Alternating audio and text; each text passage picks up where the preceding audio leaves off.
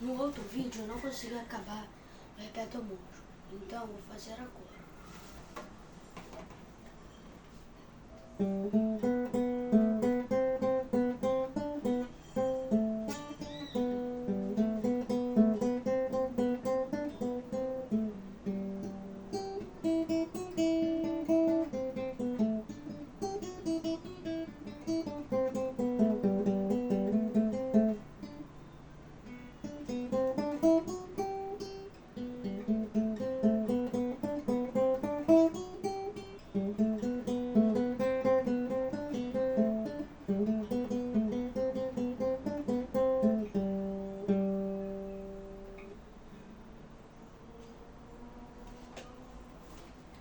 Agora vou tocar Perpétuo Motion sem olhar para a minha motion.